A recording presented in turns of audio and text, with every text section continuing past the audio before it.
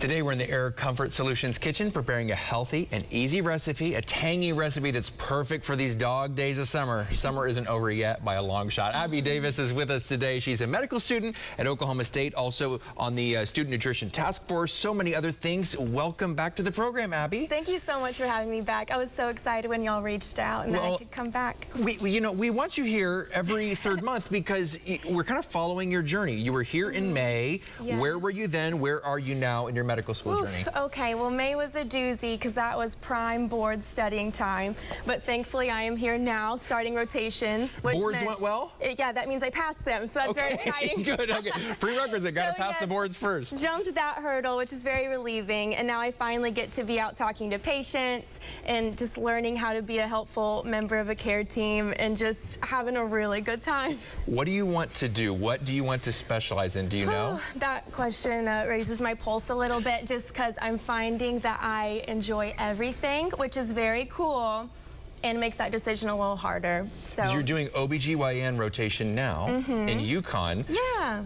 Do you have any idea of like a top 3? Maybe I'm putting you on the spot here. Top 3 things that you would want to do, maybe? I could do that for you. I think right now we have family medicine, OB-GYN, general surgery's in there. Okay. So big smorgasbord, but that's what I've enjoyed thus far. As we start making this recipe, how do you communicate to your patients, even so far in the rotations, how do you communicate to your patients effectively about healthy eating and the importance of eating healthy to live a long life? I think asking questions is the first thing to do. You never want to assume someone's knowledge of something, assume what they like. I mean, food is just, it can be kind of a sensitive thing. It can be a cultural thing. Yeah. So I think it's just so important to understand where people are coming from when they're making their food choices and then try to meet them in the middle with what you consider to be a healthy diet for them. Excellent. So let's make this quinoa with tangy cumin dressing. What are we doing here, Abby? Okay, we're starting with quinoa, which if you remember last time, I made a DASH diet-friendly recipe for those with hypertension.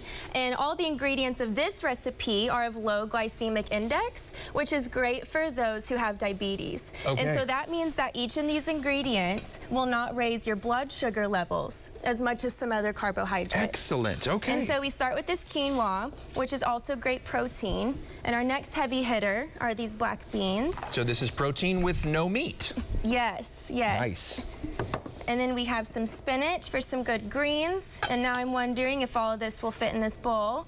I guess we'll find out. Hey, you know, we will find out. This looks so good, and I love the colors. Yeah, all the colors of the rainbow all the colors. are in this. You need all the colors.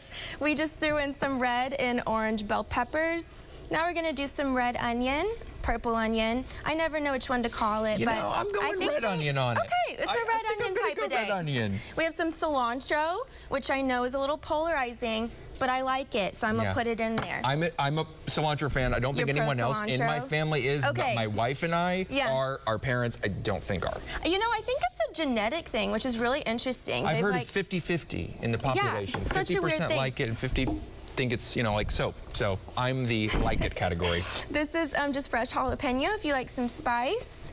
And then we also have some avocado.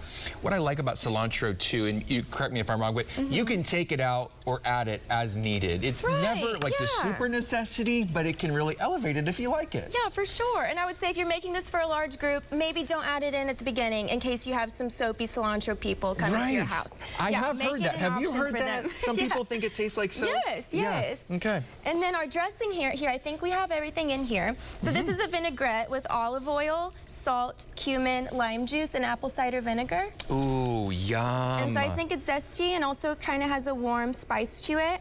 And I make a lot of this because you can keep this in the fridge with you for like 2 to 3 days and it stays good for other salads you might make. You can do chicken. I mean, you could put that on some chicken. For sure. It's really nice. And I think people at home, do you like making your own dressing? Because I think to some people, it's intimidating. Right.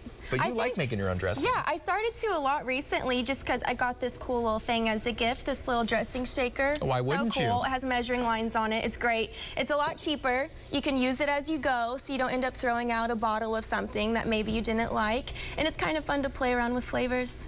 And not that expensive. Not that expensive. We love saving money. Abby Davis, we'll see you back in November. Okay. For our next segment. Very exciting. Good luck in your rotations and everything. I hope it goes well. Thank you so much. Here's the recipe, newson6.com/recipes. This quinoa salad with some tangy cumin dressing.